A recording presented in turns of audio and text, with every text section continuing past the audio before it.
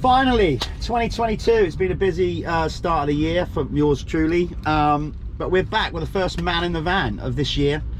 Been flat out. It's been trying to catch up with riders. This one again brought to you by Holeshot Motorhomes. We're sat in this lovely vehicle that they offer up, so go and check them out. Holeshotmotorhomes.com. My first victim of the year, guest stroke victim, is Ashton Dickinson.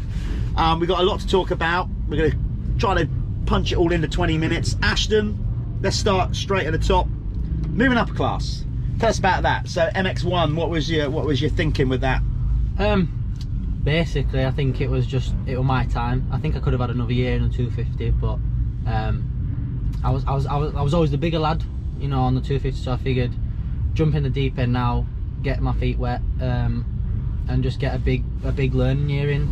You know, it's always a bit daunting, I suppose, to come into a 450 class, but like I was confident. You know, it's the first time I got on the 450.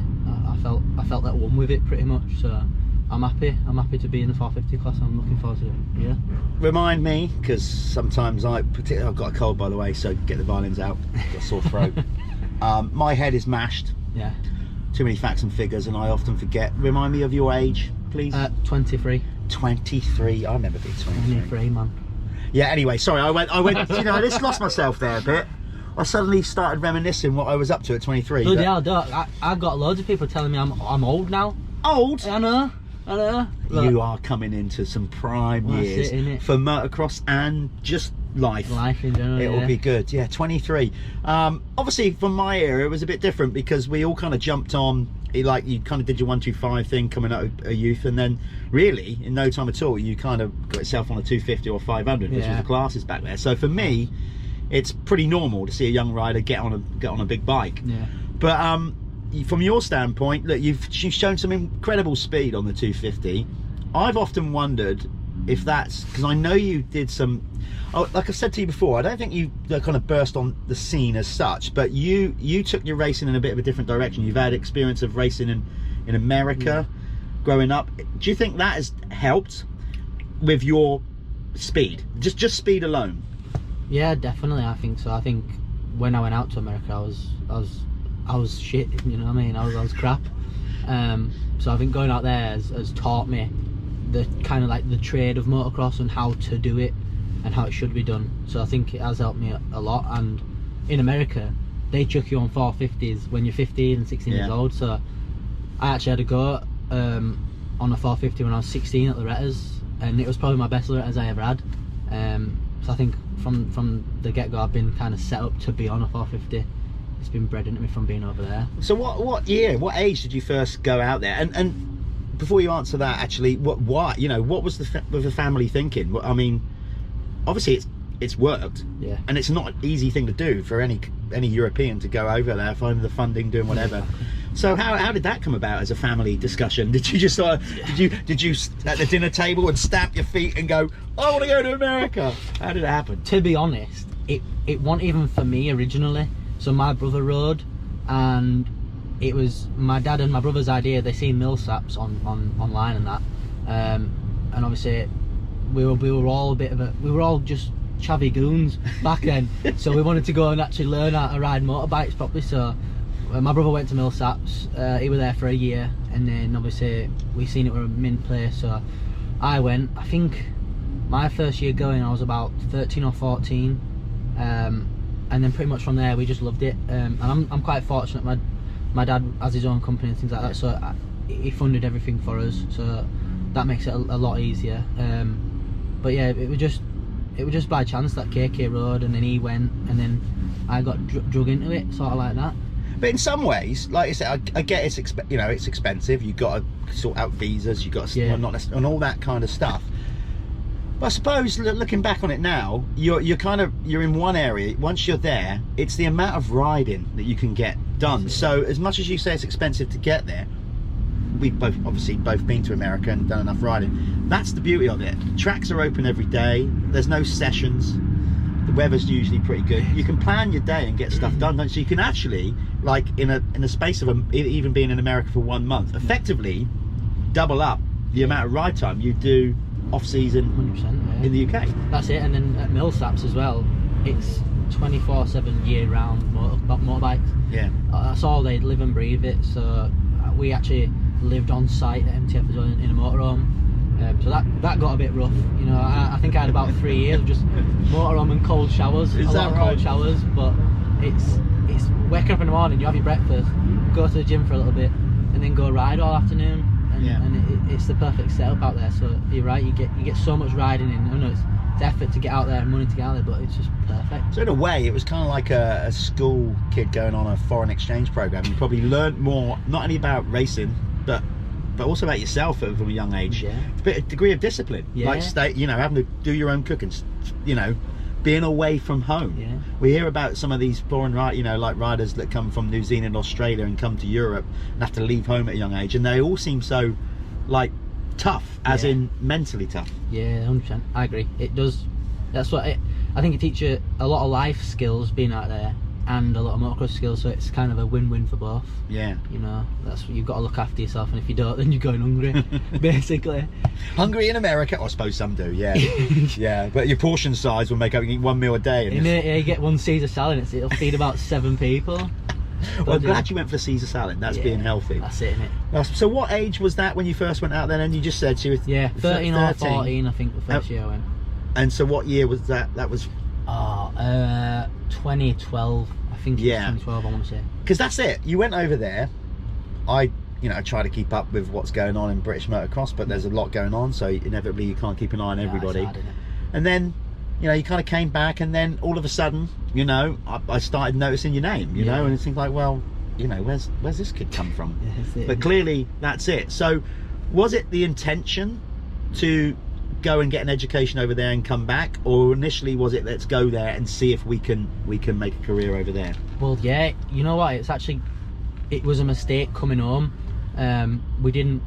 We wanted to stay in America and ride everything in America, even though I wasn't a fan of Supercross, but I think I would have transitioned into it. But my visa ran out, so I had a bit of a nightmare with that, and then we ended up having to have a year at home. So we decided, let's just go for British, and that I felt ready for it.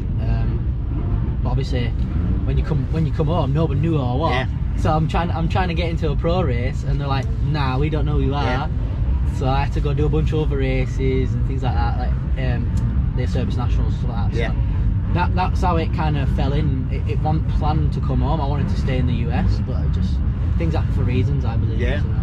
And then when you did come home, you definitely started turning heads pretty quickly. So from this standpoint, like, let's go back then, talking about your MX2 career. I mean, you now moved up, which we'll talk about in a minute. Yeah. Was it, okay, you haven't won a British title or anything like that, but you've had a couple of injuries along the way, but now moving on to MX1, are you kind of happy with how it went in the grand scheme of things? I know you can't turn back time, all those kind of things, but yeah, I think last year was probably the better chance I would have had to try and get a title, but yeah, injuries happen, and the highs in motocross are high and the lows are low, aren't they? You've got to take them all as they come. But I'm pretty happy. I think my 250 career it could have been better, but I'm not going to complain. I got a lot of experience on it, and yeah, I think I'm pretty happy with it, to be honest. You've got, like you said, you've got a tight family, clearly. They're all up there working. I've just dragged you away, so very similar to myself actually. My whole family as a privateer, it was us, doing our thing. Has there ever been an opportunity, you don't have to mention names, any kind of profile rides that have come along, or do you kind of prefer doing your thing and keeping it personal? Because there's pros and cons sometimes. You go and ride for an established team and they want to do it their way. You're clearly used to doing it the family way. So has anything come along where you've considered, but you've then decided to sort of stay where you are? No, I think the one thing did come along last year, and we did take it. But otherwise, apart from last year. But no, I haven't been offered anything at all. And I think even if I did, it'd have to be a super good offer. Otherwise, I'm really happy with my team, and we're doing well. I think we've got a good setup, and I think it's a lot better than most of these teams that are there anyway, you know. In some cases, like you say, you know, it's hard to get help in the sport at the minute. The world is obviously, you know, COVID, pandemics, Brexit, all these kind of things. To get support within the industry is not easy. So putting together a team like that, I guess you can kind of cherry pick the brands, for example, with the equipment of what you like to use, which as a rider, if you're happy with certain products on the bike, exhausts, tyre choice, the bike itself as well, you have to choose the bike, don't you, you know, because at the minute we don't get any bike support or anything like that, so that's why we're not running KTM on the graphics, just because we emailed them and they didn't want to help us, you know, so we paid full whack for them bikes. So I'm not repping somebody that's not helping, but yeah, it's especially now in the way life's going with COVID and everything like that, it's so hard to try get help, but we're doing all right. I think I just need to have a couple of good races as well at the beginning of the season, and I'll try to get some more people on board. Yeah, as always. I mean, it's a long old season across 2 championships in the UK. I can only assume that's what you're going to be looking at doing. You're going to do the Revo and the Michelin MX Nationals. Beyond that, yeah, we're going to try. I was hoping to do Matterley, but I had a bit of an injury. But I think definitely Revo and MX Nationals, and we'll maybe chuck a couple of Bridgestones, maybe. And then obviously a handful of GPs, the closest. Oh, so you're gonna look at some of them? Yeah, we want, because we were up in the air about doing that or the MX, you know, open. But like I said, deep end. Like, I think if I jump in that class, racing people like Jeffrey and stuff like that, you're just gonna get so much better, and you're gonna get drug along. Yeah, you will, won't you? And on top of that, in some ways, it's okay. The entry fee's more for MXGP. I get all that. But at least then you kind of know you're going to be in the race. You've got 100% gate, haven't you? You're going to get a gate pick. You're going to get 2 motos of length to get, you know, like that's the thing with the EMX. Like you kind of pay your money, you got to qualify, but for where you're at, to get dragged along in the speed in the UK. That's it. And I think even if you're last in the GP class, the people in last place are probably top 5 or top 10 in the British. So no doubt. You know, so I think you're gonna get a good battle no matter where you are in the field, and I think that's going to be good to keep your momentum up and even push it more. Do you know what? In the races running, even going out in the time qualification and those races, you know, you're going to get experience from just being out in them. Yeah. 100%. You know, like riding on. So what realistically then are your first year expectations in MX1? Have you set a goal? Is that your style? Do you just go? Do you look at a pre-season and go, right, this is where I kind of see myself fitting? Yeah. Or do you just go, let's just roll with it, try my best, and not put too much pressure on? How does that mind work? Well, actually, I don't go too deep on that. No, I think I've got really big expectations of myself. I've been working the hardest I've worked ever in this off season. I didn't have a big off season due to my injury prior with my head. So for the small time I've had, I've been absolutely grinding my ass off. So I have big expectations. I want to be a rookie that comes and wins everything, and I don't see why I can't. I've got the mentality for it, and I've got the pace for it as well. The fitness is climbing up as well. So I think my goals this year is either win the championship or top 3 it. But I think the top 3 won't even be good enough for me. I want to win it. Fair play, man. I like that confidence chat. I really do. You know, obviously, without dwelling too much on it, because injuries are always tough to talk about. But so how did you cope with that? How much did that slow you down? You know, obviously, you know, you can break a wrist, you can do what we do. We all know the dangers of the sport. Head injuries are something altogether different. You know, was that a real struggle? I mean, excuse the pun, but almost getting your head around the fact that you might have felt all right, but the doctors and everybody's telling you, look, you can't. Honestly, it was really, I'd say it was the darkest time I've ever had in my life, in general. I've never had a concussion. That was my first concussion, but it just put me in such a bad place, just because I'd wake up on a morning and I'd for one, it's taken my motocross away from me. I couldn't ride, so that was depressing in itself. But it just got to a bad point, and I think it's because of the injury. You kind of get bad thoughts and dark thoughts. But I was just in a really bad place at some point. But I'm lucky I have a good family and stuff, so they were always trying to cheer me up and keep me happy and things like that. But yeah, it wasn't easy. So I say to people, if they do get a concussion, just make sure you just keep your family around. It's got to be one of the most frustrating things because, you know, like you said, you can't go and ride. And then even at that point, maybe your head is still kind of repairing itself. And you're feeling good on some days, low on others. You know, I mean, let's be honest, we're doing one of the most demanding sports in the world. And if you're not on point mentally, it's tough. It's going to go wrong real quick, innit? If you're not there, switched on. But yeah, no. What did it feel like then? I know you know, like literally not the crash or anything like that. How was the first day back when you finally got the green light from doctor or wherever it was that said, okay, you're good to go? Did you feel mix of feeling great but incredibly rusty? I mean, how did it? Yeah. I was super pumped, and I think that's where I kind of took a turn and went in a really good direction. But yeah, first day back, it was unbelievable. I think it was just a feeling of relief that, like, my life, I have actually got a purpose in life. And that's what the main thing was. I felt like I didn't have a purpose before, but as soon as I got back, it just felt right. And then from that day on, I was smashing it out, because obviously I've got a new trainer now as well. Okay, tell us about that. Training with, you know, Paul Cooper. Do I know Paul Cooper? Yeah, me and Paul used to race. He was better than me, obviously, but we used to hang around GPs from 95 to 2000. He's a good lad, Coops used to come into the fun bus on. You see, I was a privateer, so I could party a bit more. And he used to sneak in occasionally, get away from Joe. You've got. I was asking about some of them. He's got some good ones. But no, so I've got him in my corner. Listen, Coops was literally one of the hardest working guys of my generation in British motocross. You know, and that's what I wanted. I needed a bit of structure in my life. So boom, we've got Paul on board, and I've got a daily thing to do now, and it helps. And he's even good with the mental side of things. Because I'd say he's South African. He's a bit of a nutcase, so I think he's really strong. I think he's really strong in the edge, you know. So it's good to have someone like that and that knows and understands you. Well, it's twofold. You got Coops training you then, which I didn't know.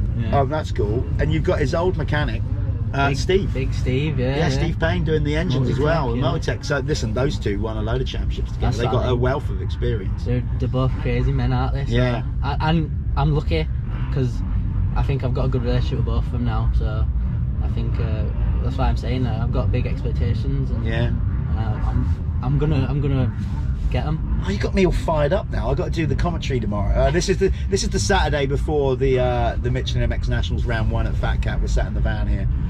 We're going out live tomorrow, which by the time you've seen this, you've hopefully seen it on MXN TV. So you got me all fired up. That's good.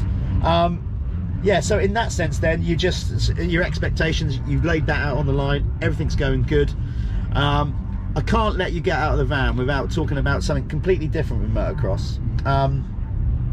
Let's talk in the paddock that we're doing this thing for the Jude Morris Racing Foundation for charity. Now, there's a shave off face off. I don't know how it's working between Ashton here and Bob Buchanan at Oakley. I think there's a certain amount of money raised, and then you either both got to get shaved, or is it whoever gets the most votes? How does it work? So apparently, if you might take the noggin clean off, like this bit, I think I'm going bald. You know, my dad's bald, everybody in my family's bald, so it's coming for me. So let me give you some sound advice. You're not going to win that battle. No. Listen, you might be able to go out there and win an MX1 title. Exactly. Unless you start investing in hair transplant and all that stuff, you're pissing in the wind. Mine came off in '98 actually, and obviously it's never come back. Right, so we literally may see you like tomorrow then with like a chrome dome. 100%, it's coming off tomorrow. Bob's got the clippers and everything. I'm more interested in Bob's goatee come off because I just can't imagine that was the deal though, because I said to Bob, originally I said to Rob Hollyoak, so I'm calling Rob out now, but he's been a bit of a girl about it. So I said to Rob, if I shave my hair, you can shave your hair. He was like, no, I'm not gonna do that. So then I said to Bob, I'll do it. I was like, you're bald. So I said, shave your goatee and I'll shave my hair. And he was like, deal. And then obviously Mark's got the charity going on, so this is good. Bob had the idea of making it a little fundraiser, Yeah, so I see. Fair play. I can't back out now, so It won't be shaving your hair off. That won't be a problem. You might find it quite liberating. It's then making a choice of whether it stays off or growing it back. Yeah. Because to grow it back, you're gonna have to go through a stage where you're clearly gonna look a little bit of a donut. I look like a bit of a lesbian. You'll just look odd. Like you'll be somewhere. You won't be able to do a sweep over. It will. You know. You just trust me. I'm gonna have to. So once it's off, away. it might be off permanently. Yeah, I reckon I'm gonna keep it off. You did the. I did the moustache, I didn't. That as well, don't but I've got the beard. I've even got a little beard roller now. I want to grow this in. If I can't grow up there, I'm going to try to grow it here. Right, I'm telling you now, for somebody that's bald, Bob will back me up as well. If the hair goes, then you kind of you can almost turn your head upside down and concentrate more on your beard. You manicure this then, don't you? That's how, this. That's how it works. That's what the plan is. I'm looking forward to seeing that. You might go out there and put it on the box tomorrow with a bald head. That's it. In which case, you'll definitely need a podium cap. Or we should just shave it off on the podium, let's see. Oh, that'd be good. Innit? Yeah. Funny. You got to get on the podium, but it sounds like you're confident that you're going to do that. Yeah, it's my home race as well, technically. Yeah. So. Well, listen, mate, it's been great getting you in the van. I've been meaning to get you in for some time. We wish you the best of luck. Obviously, I know you've got an incredible turn of speed. I really hope, especially after, you know, the head injury, which is always a frightening thing, that's way behind you now and you're feeling good, and looking forward to seeing you charge all year. Yeah, man. Be a nice one. Yeah. Thanks for your time, mate. Thanks, Bob. Nice one. Ashton Dickinson. I'm going to sign off. This was brought to you by Holeshot Motorhomes. He's got to go and ride. I've got to go and do commentary, a live studio show with, you know, just busy men, basically. And I've also got to make a brew because I want a cuppa. Right, thanks for watching. We'll see you again soon. We're out of here. Nice one. See you later.